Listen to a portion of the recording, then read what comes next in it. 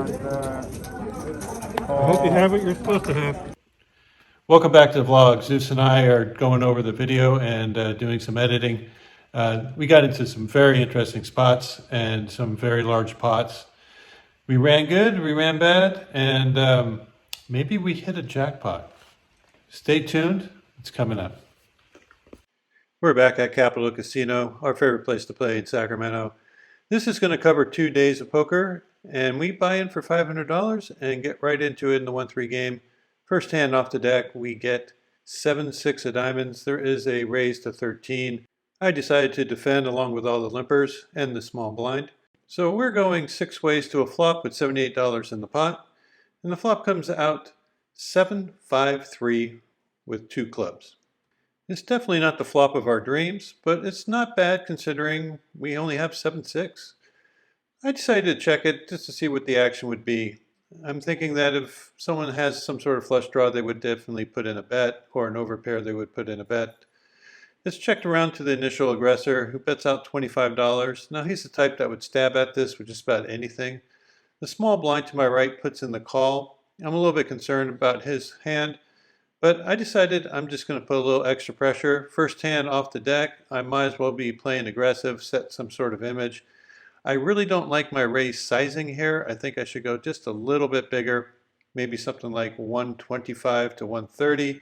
Instead, I made it 95. This isn't quite large enough to force out the initial bettor if he has just overcards, and he definitely wants to play. He's a gambler. He puts in the call. Now it's back over to the small blind, who thinks for a moment, and then he also makes the call. So I'm just bloating the pot. I'm still out of position against the initial raiser, and I'm looking to catch a 4. I mean, a 4 or a 7. That's the only 2 cards I really want to see. Turn card comes is a 10 of spades. At least it doesn't hit the flush. Small blind checks. I decided to check. I'm not quite sure what that raiser might have. He checks it back, and I'm thinking, oh man, I really blew it. I should have bet there. And then the river card comes as a jack of clubs, makes the flush, another overcard. Small blind checks. I'm just going to hope and pray that it gets checked back, and it does. The small blind hit ace-4 for a double gutter. I flipped over my pair of 7s, and the initial raiser peeked at his cards and then mucked them. So we got lucky on this one, I think. The player to my right opens for a raise to 13. I have king, queen of clubs. Sometimes I 3-bet, sometimes I call. I like to 3-bet when the stacks are actually deeper and call when they're short, and both players don't have very much. I think the player to my right has about 200 and the player to my left has about 150.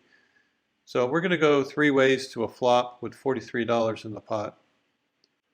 Flop comes out 8-6-4 with 2 clubs. So there's a possible straight on board, but I got 2 overcards and a flush draw. There's nowhere I am going but to the end of this hand. Player to my right bets out $25. I put in the quick call. There are times I would put in a raise, but as I said, the stacks are not deep enough. So I'm just going to realize my equity. Turn card comes as a good one. It's queen of diamonds. So now I got top pair and a flush draw. First player checks. I'm definitely going to put in a bet. I go half pot of $60. Player to my left goes into the tank for a while before I finally end up calling. Now I think if he had anything really good, he would just shove his remaining stack in. He has about, I don't know, $50 maybe behind.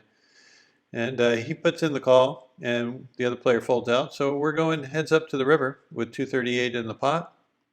River card is a 10 of spades. It really only completes 7-9. There's an undergun raise to 8, 1 caller, and the player raised to 20 after that. I'm in the small blind with 2 10s. I just decided to call. Not sure if I should 3-bet this hand with that kind of action or not. It's a little bit strange. Flop comes out Jack, Jack 5 with 2 hearts. So I kind of like my hand. I don't really want to lead. So I check it over to the initial or the secondary aggressor who raised to 20. He puts out a bet for $30. I haven't played with him too much, so I'm not quite sure where he'll be at. I decided to put in the call, and the initial raiser who is behind me also puts in the call. I'm not sure if anyone has a jack in this spot, but there's a good chance someone has a flush draw or a pair bigger than mine. So I'm going to proceed with some caution.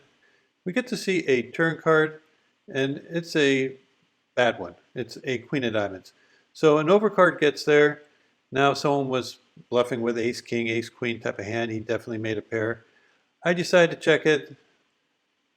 Player under the gun checks, and now the aggressor also checks. River card comes as a 7 of hearts, another bad card. If someone was on a flush draw, they got there. I decided to check to see what the action was behind me. And the player who was the initial raiser for $8 now leads out for $100 into the pot. He does this in a manner that makes me think that he definitely made his hand, and most likely it's either a jack or a flush. More likely a flush. The other player thinks for a little bit and releases his hand. Maybe I was ahead of him all the way. But with this board and that bet, I think the only place my cards go are in the muck. And the player did end up showing that he had ace-9 of hearts. All right, there are a bunch of limpers, and I'm going to cut off with jack-10 offsuit. Not a great hand. I decided to try to isolate the limpers and just put in the bet, maybe steal some money. Player on the button puts in the quick call for the 25, and it gets folded back around to the player to my right, who was a short stack and now jams. It's $42 more. I'm in a bad spot. I didn't want this to get this bloated. My only thought was maybe I can isolate him, only risk $42. So I go ahead and re-hit it for 140, hoping just to get the player behind me to fold out, and no, he jumps right in with both feet. I'm thinking to myself, I am in real deep shit, and I don't think I have a shovel big enough to dig my way out of this hole. Anyway, I'm going to give it my best shot. I dug myself in this hole. Let's see if we can get our way out. Dealer figures out the side pot. We go see a flop of ace queen 3 with 2 hearts. I was thinking that maybe he had a medium-sized pocket pair like jacks, 10s, 9s, and maybe he would fold to a C bet with an ace on board. So I gave it a shot. I put out $90, and he doesn't think too long before putting in the call. At this point, I know I'm totally dead, but I do have a gut shot to get my way out.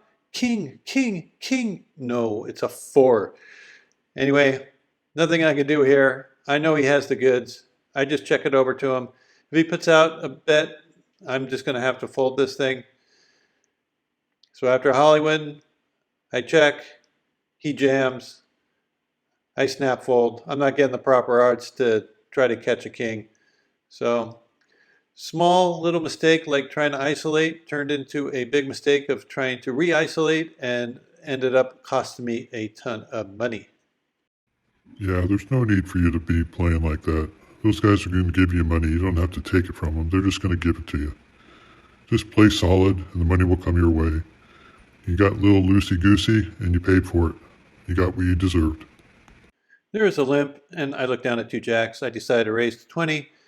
I end up getting 3 callers for the 20, which is a little bit nervous when you have jacks. There's a lot of cards that can come out that can be very scary, you might say. Well, all that fright is gone when the flop comes out. Jack 3 deuce. It does have 2 diamonds in it, so there are some flush draws I have to be careful of. It gets checked over to me. I go ahead and c-bet for $30, and it quickly goes fold, fold, and then fold. It's not a big pot, but small victories count. So we weren't running great, and we definitely did some bad plays, so we called it a day. Ended up being down 100. Yeah, if I stayed longer, I might have been able to fight my way out, but you know, $100 loss isn't a big deal in the grand scheme of things, so just came back the next day and try to get back then. So after being card dead my first 45 minutes, I finally have a hand to play in the big blind of 8-7 suited. It is a limp pot 6 ways. I just decided to just check it and see what happens. Flop comes out really good. 10-6-5. So I have a straight flush draw and an open-end straight draw. And it gets checked around. And I'm thinking, okay, no one has much. Turn card comes as a queen. I could lead here, but I decided to go for a different route. I check it. The player to my direct left puts out a bet for $10. The next player puts in the call. And so does the player on the button. Now I decided to build a pot or to take one down. I decided to go for a raise of 60. I have a ton of equity if someone puts in the call. I slide it in. One hand out of 300, huh? I'm going to fold. Apparently my neighbor was paying attention to how many hands I've been playing. He lets it go. The next player lets it go. They both said they had queens. Player on the button had 7-8. He decided to let it go also. and we win a small pot. I still have a fairly tight image at this point. I decided to raise with 9-10 suited, make it 15, end up getting 2 callers for the 15. So we're going to go 3 ways to a flop with 46 in. And the flop is Jack 3 deuce with 2 clubs. 1 diamond.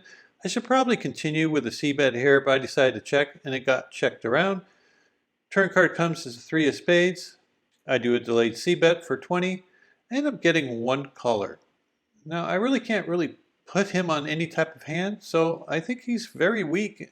So when the Queen of Hearts comes out, I decided, well, I'm just going to barrel and see what happens. I don't think he's very strong, and I still have a very good image. So I put it out. My line doesn't make sense at all, but I don't think it matters. He lets his hand go, and we take this one down. I open a raise with King Jack of spades from under the gun. End up getting 1 call, then another call. And pretty soon, before you knew it, I had a bunch of calls. So we're going 5 ways to a flop with $75 in the pot. And the flop comes out king high. I'm going to continue here for $40. It gets folded to one player who is on a very short stack. I think he only had $14 remaining. And he just sticks it in. So once he goes all in, the other player behind him decides on a fold. So there's only $104 in the pot after taking part of my bet back. And we get a run out of a 7 of spades and a king of diamonds. I show my king, and he mucks his hand. All these hands happened in the next 30 minutes. First one, I pick up 2 aces from the big blind. There was a small raise up front by a player who likes to put in small raises with big pairs. So perfect position. I raise, he calls, and we go heads up to a flop with 84 in it of 10, 6, 7 with 2 diamonds. I decided to be a little sneaky and check it over to him. I figured if he had a big pair, he would definitely bet. He bets out 40. I'm just going to put in a call. I was a little bit concerned that he might have something like ace blank of diamonds, ace king, ace queen of diamonds, because I do not have that ace covered. But I think he would continue no matter what. So when the 3 of hearts comes up, a complete blank, I decided to check it over to him again. He bets out again, this time for 40. Now when he makes a bet a little bit smaller, I think that he has more of a drawing hand, like ace king of diamonds, ace queen of diamonds, maybe ace jack of diamonds. And I really need to charge those hands as much as possible. So I decided to raise, and I made it 135. And looking back on this, I think I'm still giving him too good of a price to draw it to a flush if he has it. If he has an overpair, he's probably going to be calling anyway. So I might as well make it just a little bit bigger, maybe something like 160 to 165. He puts in the quick call, and we see a 4 of hearts. Now, he could have backdoored something, but with 150-ish, 160-ish in his stack, I'm not going to be folding. I'm trying to get paid off by those overpairs, which I felt were likely from his initial raise. And he goes into the tank for a while. So once he goes into the tank, I know he doesn't have the flush, and I know he doesn't just have ace high. I really feel like he has something like jacks. And he ended up making the good fold and took down this nice pot. And this was a beginning of quite the run of cards. A quick little announcement. We just got confirmed to be the first meetup game at Hustler Casino for 2022. Fish Poker, Andrew Locke, Happy Face Holdem, Think Blue Poker, and myself will be there. Hope you guys sign up on Poker Atlas, and we'll see you down in LA on January 9th. I really want to go to one of these meetup games. I'm tired of this defending the castle shit. It's my turn to get in the spotlight. I think I'm going to contact Hustler directly. I mean, if they let a fish play, why wouldn't they let a dog play? All right, buckle up. This is the hand you've been waiting for. I'm under the gun. I open for a raise, 215 with 2 queens. It gets folded to a player who is fairly conservative, and I played with a few times. And I really don't think he's going to be getting out of line. So when he raises it to 50, I put him on a very, very strong range. I'm very concerned he might have a hand like pocket aces, pocket kings, or at least a hand like ace king suited. So there are a lot of players I would 4-bet in this spot. He is not one of them. I'm just going to go ahead and put in the call and navigate the flop from there. So with 104 in, we're heads up. and I'm out of position against a hand I think is a very strong one. Really hoping to flop a queen, and right in the door is the queen of clubs, followed by the ace of spades. But another queen right behind it. Oh my God, I flopped quads, and I think this guy might have aces. I check it over to him. He checks it back like I think he would with aces. Turn card comes as a seven of clubs. I check again, now knowing that he's going to be firing, and he puts out a bet for $40. Now, it's a small bet, but the way he put it out, I really feel like he has aces. I mean, I can just taste it right now. But just in case I'm wrong, I'm going to put in a little bit of a raise in case he has something like ace king of clubs. If he has pocket kings or anything else, I don't think he'll put any more money in. He's going to shut down. But if he has ace king, I'm sure he's going to be calling. And if he has aces, he's going to be jamming. So I put in the raise, make it 120 more than his bet. And I'm just praying that he jams. Come on, throw it in. I know you want to. And sure enough, he says those magic words of all in. I hope you have what you're supposed to have. I hope you catch a 7. I do a 7. Ah! I know I just won a big pot, but it was a little bit of a letdown. I was really, really sure he had pocket aces there. I knew he was strong. And yeah, we won a really nice pot, but I thought it was a jackpot. I was quite surprised to see that he 3-bet me with pocket sevens. That was totally unexpected. I put him on a much, much tighter range, of course. Was cheering for him to make quads. That would have been jackpot, but it wasn't in the cards. Anyway, happy to take the pot down, and I really thought he had aces in that spot. That would be a 7. God, I thought he had pocket aces. He said. So after stacking that pot, I'm up about $800, a little bit more, but we still have time to win a few more pots. Here we go. All right, it's bomb pot time. Everyone put up $15. We have 7 players for the bomb pot, so there's 105. Flop comes out, king of diamonds, 5 of diamonds, 4 of spades. It's checked to the person to my direct right who has a very large stack of 1,500 in chips. He bets out for $30. I have 2 red aces. Wow, what to do, what to do.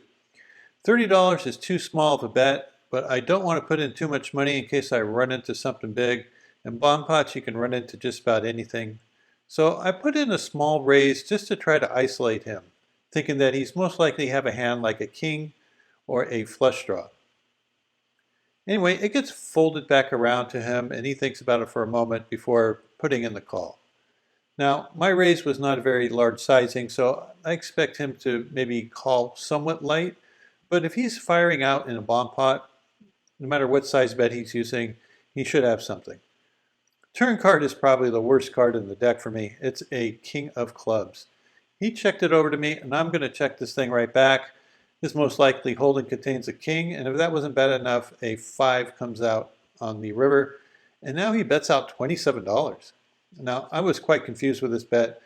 Don't know exactly whether this is like some sort of blocker bet or whether he's trying to entice me to raise, but I can't think of any hand that he would call if I raised at this point, and it looks like he's just trying to milk me for value.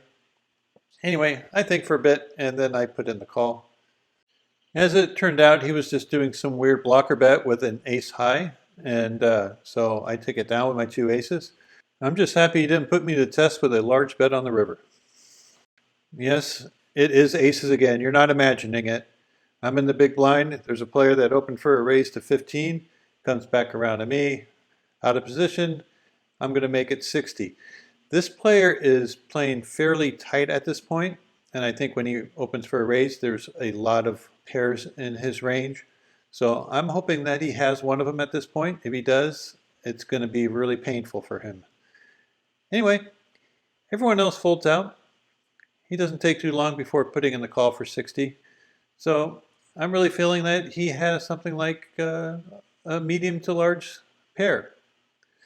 127 in the pot. Flop comes out beautiful. 7-6-3 rainbow. So I would see bet here with all my, just about every hand in my range, from ace king, ace queen, all the way to pairs like aces. He doesn't think too long before deciding on putting in a call, and we get to see a turn card of an 8 of hearts. Now, 8 of hearts is a good turn card. It doesn't really hit any of the pairs that I would put in his range. And I decided to play this a little bit tricky because I think I'm trying to make my hand look like ace king, and I think he would protect against me getting a free draw by checking it, and he would bet all his overpairs.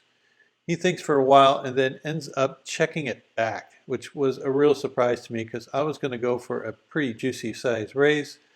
River card comes as a 3 of clubs, perfect card, pairs the board. If he has an overpair, he's definitely going to call me down now. Let's go for some value. I put out a 3/4 size pot bet, so I make it 160 and slide it on in. I think he's going to be calling with any pair, say 9 and up, and I just expect to be paid off. He goes into the tank forever. I mean, at least 4 minutes. And then finally, after everything, he decides to let his hand go. Very good fold on his part. We ended up being up about $1,200 at this point. We played for about another 20 to 30 minutes and added another $200 to our stack. So we ended up winning $1,400 for the day, which is a pretty nice win considering we lost $100 the day before. So for the 2 days, we are up $1,300. And what a mad rush of cards I got that last half hour. I probably lost out on some value on that last hand. I think if I just fired all 3 streets, he'll probably end up paying me off as long as they were smallish bets.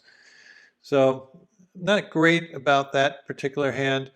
The Jack-10 hand on that first day, well, I just kind of got myself in a bad spot and I kept on digging until I was just knee deep in you know what. Even though I didn't play my best that first day, I kind of managed my losses, and then when I came back to the second day, I was very patient for the first 45 minutes, and then I went on that mad rush, and definitely it paid for itself. So thanks for watching, guys. I really do appreciate your support. If you haven't liked and subscribed, please do so. It really does help out the channel. Looking forward to seeing you guys back here next week and when we come out with another vlog. Until then, run good at the tables.